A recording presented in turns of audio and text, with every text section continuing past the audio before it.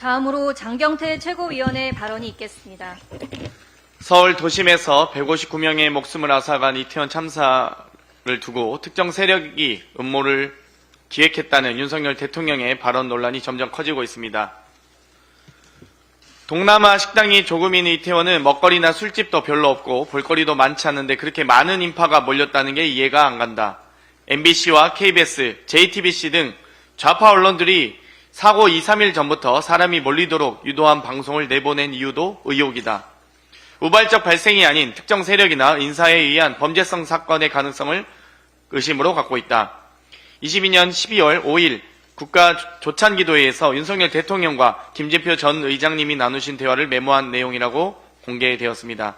이 같은 대화가 있기 불과 한 달 전인 22년 11월 2일 김건희 여사 초대로 대통령 취임식에 초청됐었던 한 극우 유튜브는 이번 이태원 참사는 북한이 윤석열 대통령을 탄핵하기 위한 공작이라는 취지의 주장과 함께 경찰들 역시 좌파에 장악당했기에 고의로 대처하지 않았다는 황당한 발언들이 나옵니다.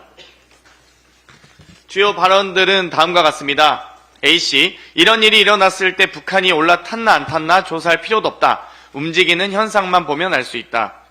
이태원 사건이 일어나고 징조를 보니 이미 벌써 준동이 시작됐다. 여기에 의심스러운 게 뭐냐면 MBC다. MBC가 그날 거기 많이 참여하라고 방송했다. 이태원 사건의 지령이 내려온 건 기정사실인데 그 내용을 빨리 밝혀야 한다. 북한에서 직파한 간첩 또는 여기 잠복한 간첩으로 추리해 볼 수 있는 인물, 저런 데는 100번 공작할 수 있다. 이번에 경찰이 6시부터 10시 26분까지 11건의 신고를 받았는데 아무런 조처하지 않았다.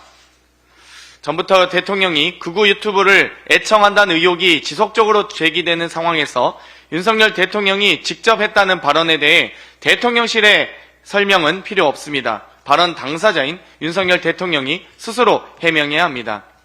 김진표 회고록의 핵심은 윤석열 대통령이 공감과 인지 능력조차 부재하고 심지어 폭력적이기까지 하다는 사실입니다. 사고가 나더라도 사고를 대하는 태도의 문제입니다. 사람이 죽어도 슬프지 않고 사람이 아파도 힘든지 모릅니다. 그래서 국민청원이 국민유행, 국민밈이 되어가고 있는 것입니다. 책임감이 없더라도 최소한 죄책감은 가지시길 바랍니다. 검찰 수사가 초래한 비극이 또다시 벌어졌습니다. 김만배 씨와 돈 거래를 한 혐의로 검찰 수사를 받던 언론사 전 간부가 숨진 채 발견됐습니다.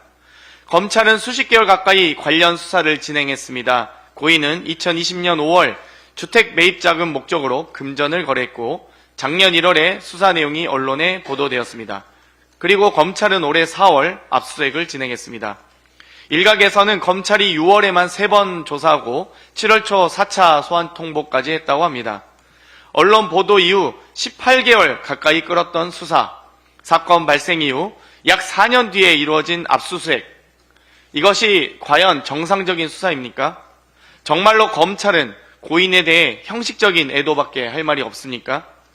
검찰은 6월 17일 윤석열 대통령이 대검 중수부에서 부산저축은행 사건을 수사할 당시 대장동 대출 브로커 조우영 씨 사건을 덮어줬다는 취지의 인터뷰를 한 김만배와 신학림 씨에 대해 구속영장을 청구했습니다. 그런데 여기에 등장하는 조우영 씨는 어떻게 됐습니까? 얼마나 조사했고 수십 개월째 기소하지 않는 이유는 무엇입니까?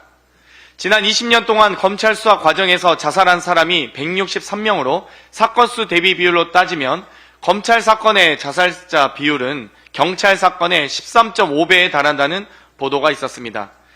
41건으로 압도적으로 높은 수치를 기록한 곳이 바로 서울중앙지검입니다. 더 이상 검찰의 무리한 수사로 살인검찰이라는 오명을 쓰지 않는 일이 있길 바랍니다. 이상입니다.